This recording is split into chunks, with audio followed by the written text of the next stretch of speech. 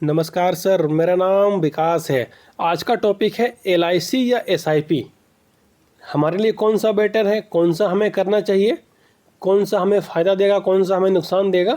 ये अक्सर लोगों का सवाल रहता था कि सर एलआईसी और एसआईपी के बारे में बताइए, कौन सा बेटर है, कौन सा फ़ायदेमंद है, कौन सा नुकसानदायक है।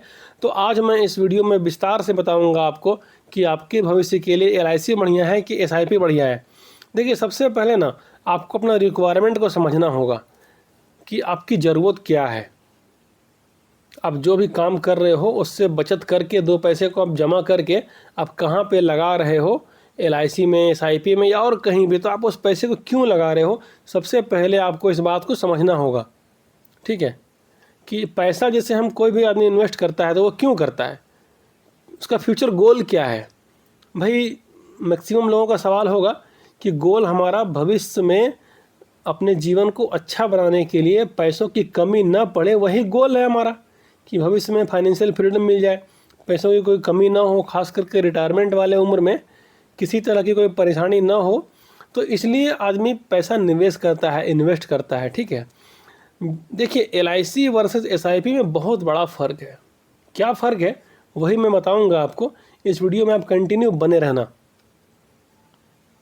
देखिए, अब दोनों को मैंने बाइफरकेट कर लिया है कि दोनों की क्या कमियां हैं, क्या अच्छाइयां हैं, क्या बुराई है, क्या सही है, वही आज मैं समझाऊंगा बहुत विस्तार से।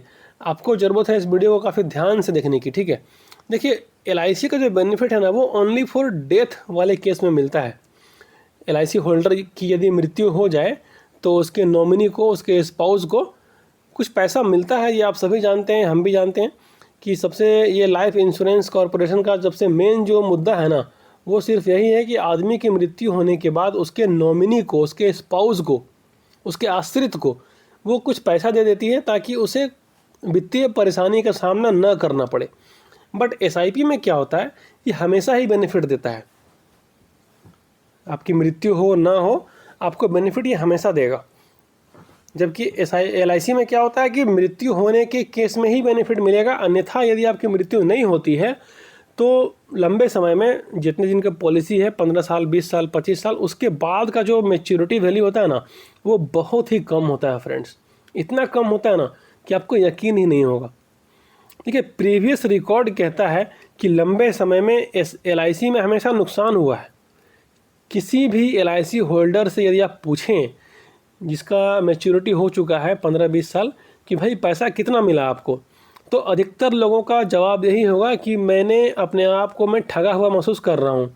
इतने लंबे समय तक जमा करने के बाद मैं ठगा हुआ फील कर रहा हूँ। भाई, जितना पैसा मेरा जमा हुआ उतना भी मिल जाए तो गनीमत है। अब बहुत ज़्यादातर केस में पैसा उतना भी नहीं मिलता, उससे भी कम मिलता है। जबकि एसआईपी वाले केस में क्या होता है कि लॉन्ग टर्म में ये ज़बरदस्त फ़ायदा देता है। जो पावर ऑफ कंपाउंडिंग है ना, उसका जब खेल शुरू होगा 10-12 साल के बाद, तो आपको बहुत मज़ा आएगा। बट ये मज़ा कब आएगा, जब आप लगातार लंबे समय तक रिमेन इन्वेस्टेड रहोगे तब। यदि आप 2 साल 4 साल करके किसी एसआईपी को बंद कर दें तो फिर वो आपको उतना मज़ा नहीं आने वाला उसमें। और एलआईसी में क्या होता है कि साल 2 साल करके यदि आपने बंद कर दिया तो वो पैसा समझिए कि आपका डूब गया, एक तरह से जीरो हो गया। समझ के चलिए कि कुछ भी नहीं मिलेगा। एक बार यदि आपने एलआईसी स्टार्ट कर दिया तो बीच में आप उसे ना रोक सकते हो, ना बीच में रिडीम कर सकते हो। आपके ऊपर पहाड़ टूट के गिर जाए, उससे एलआईसी को कोई फ़र्क नहीं पड़ता है। आप उस पैसे को रिडीम नहीं कर सकते हो। इस बात को दिमाग में रखिएगा, सबसे बड़ी बात है ये। भाई, पैसा मेरा है, यदि कुछ आकस्मिक स्थिति आ जाए तो पैसा नहीं जो मिलने वाला बात है ना, ये आज तक मेरे समझ से परे है कि पैसा क्यों नहीं मिलेगा। आप सोच के देखिए कि भाई पैसा आपका मूलधन तो कम से कम है ना। ठीक है, उसका जो बेनिफिट होगा, जो इंश्योरेंस हुआ पर्सन का, उस इंश्योरेंस, चलो इंश्योरेंस नहीं मिलेगा।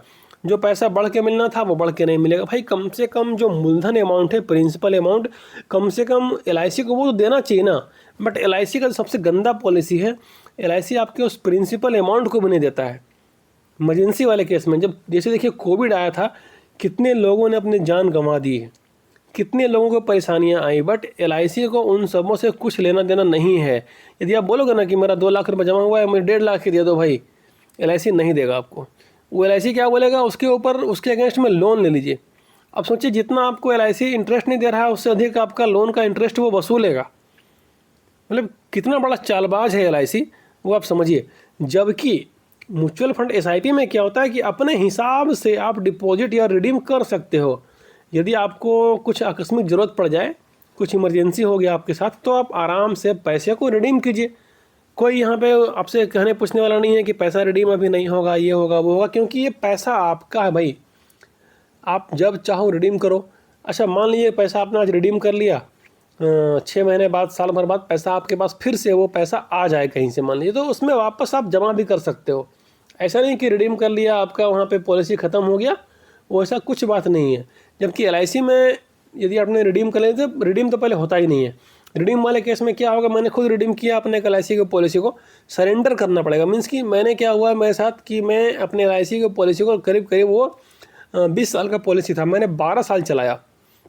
और 12 साल चलाने के बाद प्रिंसिपल अमाउंट का 60 से 65% मुझे मिला। जब मैं म्यूचुअल फंड के बारे में समझ गया, जानकारी मुझे हो गई, तो मैंने बोला भाई इस LIC को सबसे पहले मैं रिडीम करूंगा और उस पैसे को म्यूचुअल फंड में इन्वेस्ट करूंगा। ये लगभग 1 साल पहले की बात है। तो मैंने रिडीम किया और मुझे प्रिंसिपल अमाउंट का 60 से 65% मिला। समझिए कि वो बाकी पैसा कहाँ गया भाई। कितना बड़ा चालबाज है ये LIC कि आपके प्रिंसिपल अमाउंट भी खा गया। वो भी कब, जब मैंने 10-12 साल तक इन्वेस्ट लगातार किया तब। लेकिन चलो कोई बात नहीं, जानकारी नहीं थी, मैंने कर दिया, जानकारी हो गई तो अब नहीं करता हूँ। और आप लोगों से भी कहता हूँ कि LIC से फ्रेंड्स बच कर रहिए, ये बहुत डेंजर चीज़ है। कभी भी आप यहाँ पे डिपॉजिट कीजिए, रिडीम कीजिए, आपको कोई बोलने वाला नहीं है SIP में। देखिए दूसरी बात क्या है ना कि LIC में कोई ट्रांसपेरेंसी नहीं है, पारदर्शिता यहाँ पे है ही नहीं। आपने जैसे आज आपका जमा जो इन्वेस्टमेंट वैल्यू है वो 1 लाख रुपया है, 10 साल से धीरे धीरे करते करते 1 लाख रुपया मान ली हो गया। एक सपोज दैट आज उस 1 लाख की वैल्यू कितनी है, वो यदि आप LIC को कहें कि मुझे बता दो कि उस 1 लाख की वैल्यू कितनी है, आपको कोई नहीं बताएगा। जब रिडीम करने जाओगे कि भाई मुझे नहीं रिडीम करना ही है, हर हाल में रिडीम करूँगा, बहुत ही आकस्मिक स्थिति आ गई है, तो वैसे कंडीशन में LIC क्या बोलेगा कि ठीक है 10 साल तक हुआ, 1 लाख रुपये जमा हुआ, अभी आपको 60,000 रुपये मिल जाएगा, 65,000 रुपये मिल जाएगा। अरे भाई 10 साल में जो कंपाउंडिंग का जो खेल चला होगा, LIC को उस 1 लाख रुपये की वैल्यू करीब करीब 5-6 लाख रुपये भी हो गई होगी, और आपको वो कितना देगा, 50 से 60,000 रुपये देगा। ये सबसे बड़ा चालबाजी है LIC का। जबकि SIP में क्या होता है, फुल ट्रांसपेरेंसी है। उस 1 लाख की वैल्यू आज कितनी है, 1.5 लाख है, 2 लाख है, 3 लाख है, कितना है वो आप डेली चेक कर सकते हो। यहाँ पे कोई आपको रोकने वाला नहीं है। अपने हिसाब से आप चेक करो, अपने हिसाब से आप देखो, अपने हिसाब से आप ज़रूरत को सेट करो कि भाई मेरे को कितनी ज़रूरत है। आपके 1 लाख का वैल्यू 3 लाख रुपये हो गया है, आपको 50,000 का ज़रूरत है, 1 लाख का ज़रूरत है, आप निकाल लीजिए, कोई परेशानी वाली बात नहीं है। जबकि LIC में ऐसा नहीं हो सकता है। आगे बढ़ते हैं। जो भी LIC में इन्वेस्ट कर चुके हैं ना, उनसे आप एक बात पूछिएगा कि जब उस पॉलिसी को उन्होंने परचेज किया था तो एजेंट उसके आगे पीछे चक्कर काटता होगा, भैया ये ले लीजिए, ये बहुत अच्छा पॉलिसी है, ऐसे है वैसे है। बट जैसे ही आपने उसका पॉलिसी लिया, उसके बाद आपको वो एजेंट झांकने तक नहीं आएगा, झांकने नहीं आएगा। आपको प्रीमियम जमा करना मुश्किल हो जाएगा भाई। LIC के ऑफिस में जाइए, चक्कर काटते रहिए।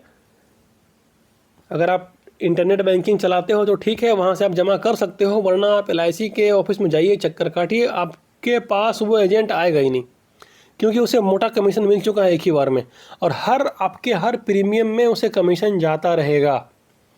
ये सबसे बड़ी चालबाजी है LIC की। जबकि म्यूचुअल फंड SIP में ऐसा कुछ नहीं है।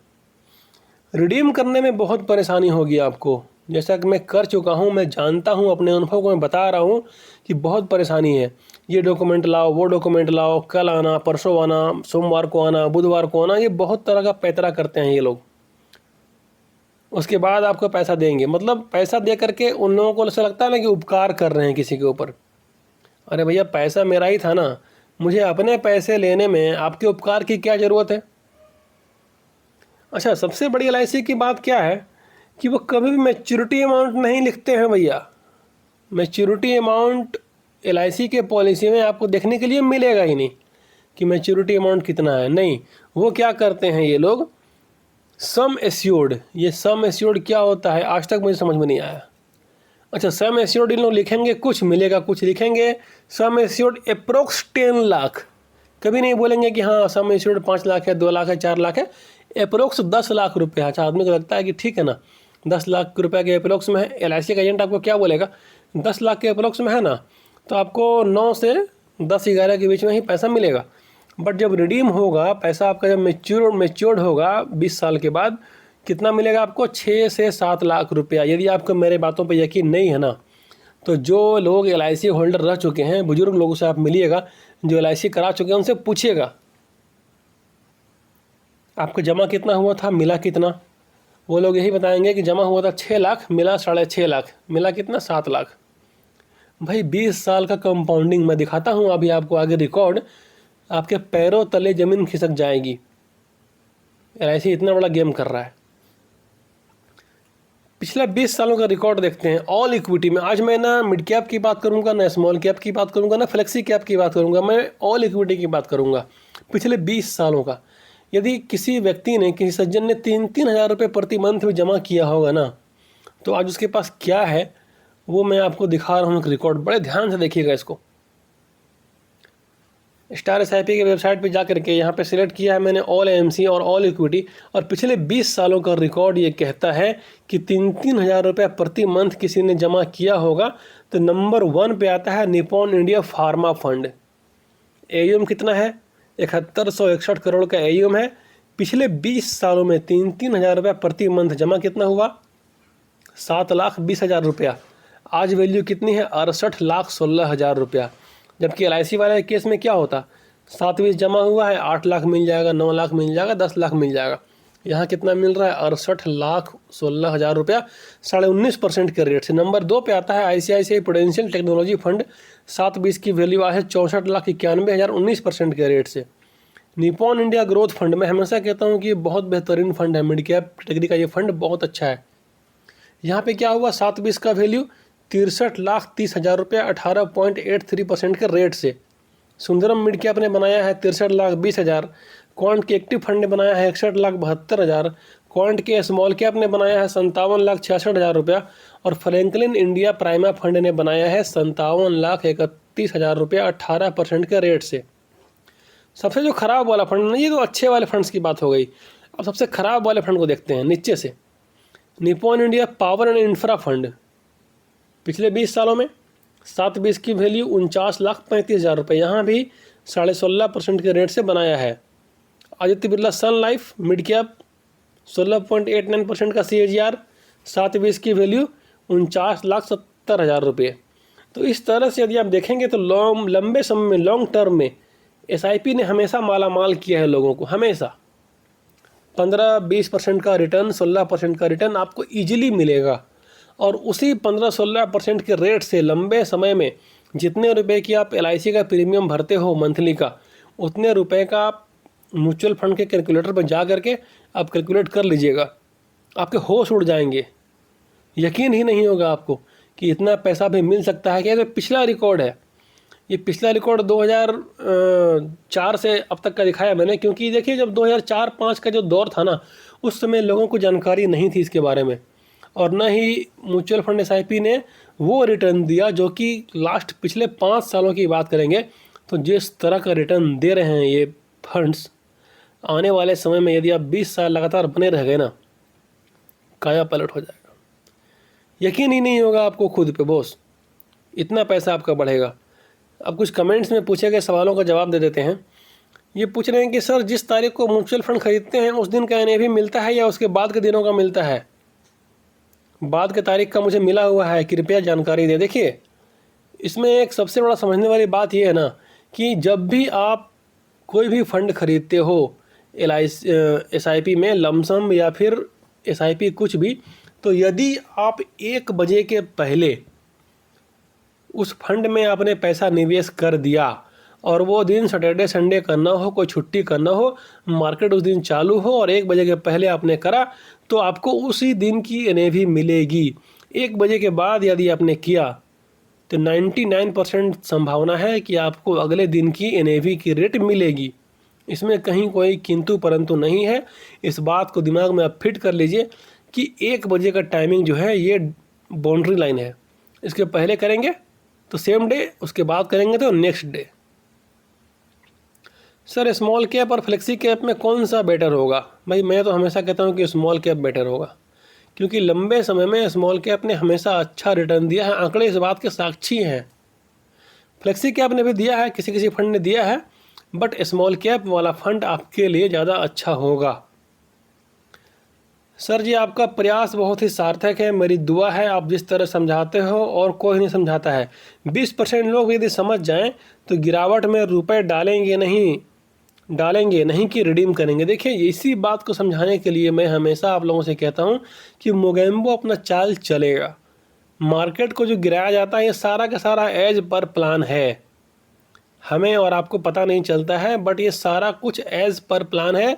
मोगेम्बो इसके लिए बैठा हुआ है और हमेशा मोगेम्बो ने पिछले यदि आप रिकॉर्ड देखें सेंसेक्स का, निफ्टी का, किसी भी चीज़ का या कोई भी फंड का, तो हमेशा मोगेम्बो ने इसको बीच बीच में गिराते हुए आया है। वो गिराने का कारण क्या है ना, कि आप डरिए और अपने यूनिट्स को बेचिए, और मोगेम्बो जो बैठा हुआ ऊपर में वो उस यूनिट्स को कम प्राइस में खरीदेगा। 100 रुपये का सामान गिरा के 90 कर दिया आपको डराने के लिए, आप डर गए, भाई इसे बेच दो अब जीरो हो जाएगा, डर जाएगा, ये ख़त्म हो जाएगा, इसे बेच दो। 100 का सामान आप 90 में बेचा, वैसे ही हफ्ता 2 हफ्ता महीना भर के बाद वो फिर सामान वो 100 रुपये का सामान फिर 110 120 हो जाता है। तो आप डरेंगे, आपको डराया जाएगा, आप यूनिट बेचेंगे, मोगेम्बो आपसे यूनिट खरीदेगा और आपको हमेशा नुकसान देगा।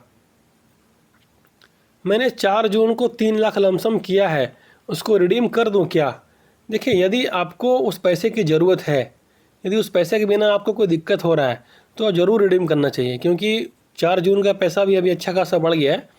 यदि आपको ज़रूरत नहीं है तो आप लंबे समय के लिए इस पैसे को छोड़ दीजिए, उसके बाद देखिए पावर ऑफ कंपाउंडिंग का जो मज़ा मिलेगा 5-6 साल के बाद, तो आपको मज़ा आएगा। खास करके यदि आपने मिड कैप या स्मॉल कैप में किया होगा तो 5 साल, मात्र 5 साल छोड़िए, उसके बाद देखिए फिर क्या होता है। ज़रूरत है तो निकालना ही चाहिए आपको।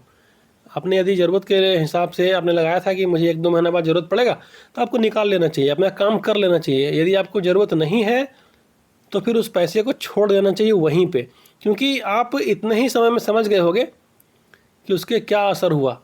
4 जून को जो पैसा लगाया था और अब आपकी वैल्यू, आज आपकी वैल्यू क्या है वो आप देख सकते हो, आपको समझ में आ ही गया होगा। Sir Motilal Oswal 250 index fund में इन्वेस्ट 5,000 रुपये प्रति मंथ SIP सही होगा? प्लीज़ रिप्लाई कीजिए। देखिए ये सही तब होगा जब 3-4 फंड आपका इसी टाइप का चल रहा होगा स्मॉल कैप मिड कैप में, और एक और फंड आपको ऐड करना है तो सही होगा।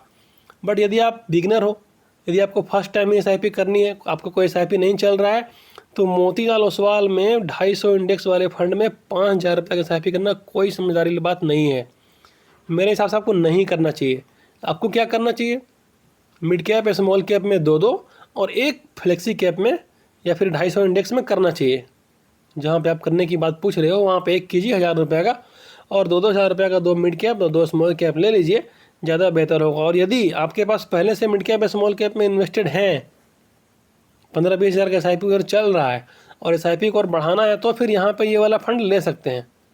नहीं तो फिर आपको 2 मिड कैप, 2 स्मॉल कैप और एक 250 इंडेक्स लेना चाहिए। सर मैं आपका वीडियो देखना कुछ दिन पहले शुरू किया हूँ, लेकिन मैं आपका सबसे पुराना वीडियो भी देखना शुरू कर दिया हूँ। मुझे आपका वीडियो बहुत अच्छा लगता है, आप लोगों को मेरा वीडियो पसंद आता है, इसलिए मैं वीडियो बनाता भी हूँ, क्योंकि आप लोगों को समझा सकूँ कि क्या फ़ायदा है क्या नुकसान है।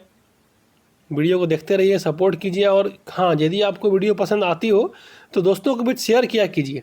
जितना ही आप शेयर करोगे उतना ही आपके दोस्तों को, आपके रिश्तेदारों को भी ये फ़ायदा होगा। आपको तो एजुकेशन मिल गया, अच्छी बात है, मेरा पर्पस भी वही है, बट और भी लोगों को जागरूक करना है, ये आपकी भी जिम्मेवारी होनी चाहिए। सर आप NFO में लगाने से मना क्यों करते हो? प्लीज़ इसकी कोई वीडियो बनाइए, गाइड करना सर प्लीज़। देखिए भाई मैं NFO में हमेशा इसलिए मना करता हूँ ना कि पिछला आप 3-4 साल या 5 साल का किसी NFO को उठा कर देख लीजिए, जितना रिटर्न उस NFO ने दिया है उससे ज़्यादा रिटर्न उसी AMC में। जैसे आपने कोई निपॉन का NFO लिया, आप निपॉन की ही AMC में मिड कैप स्मॉल कैप को देखिए, पहले 4-5 सालों का रिकॉर्ड, और 4-5 सालों का रिकॉर्ड देखिए उस NFO को जो 4-5 साल पहले शुरू हुआ था, दोनों में क्या फ़र्क है आपको समझ में आ जाएगा। मैं हमेशा इसलिए मना करता हूँ ना कि सबसे बड़ा रीज़न ये है मना करने का कि मैं हमेशा इस बात को कहता हूँ कि भाई जिस फंड का AUM साइज ज़्यादा है, AUM जिसका ज़्यादा रहेगा उसी में पैसा आपको निवेश करना चाहिए, क्योंकि AUM ज़्यादा रहेगा तो फंड मैनेजर अच्छे होंगे, फंड मैनेजर अच्छे होंगे तो पैसा आपका अच्छा ग्रोथ करेगा। और हमारा और आपका पैसा निवेश करने का सिर्फ और सिर्फ एक ही मकसद है कि पैसा अधिक से अधिक ग्रोथ हो सके। और NFO में आपको वो वाला ग्रोथ देखने के लिए नहीं मिलेगा जितना ग्रोथ आपको देखने के लिए स्मॉल कैप मिड कैप में मिलेगा। इसलिए मैं हमेशा NFO में पैसा इन्वेस्ट करने के लिए मना करता हूँ। मैं खुद भी नहीं करता हूँ और आपको भी मना करता हूँ। NFO से बहुत अच्छा है उसी AMC में आप स्मॉल कैप मिड कैप को पकड़ लीजिए। आंकड़े साक्षी है कि इन दोनों कैटेगरीज ने हमेशा ही अच्छा रिटर्न दिया है। म्यूचुअल फंड SIP के बारे में और कुछ जानना है तो आप मुझे इस नंबर पर व्हाट्सअप कर सकते हैं। यदि आपको वीडियो पसंद आई हो तो वीडियो को लाइक करें, शेयर करें। चैनल पर नए हैं तो चैनल को सब्सक्राइब करें। मिलते हैं आपसे अगले वीडियो में, तब तक के लिए बाय और जय हिंद दोस्तों।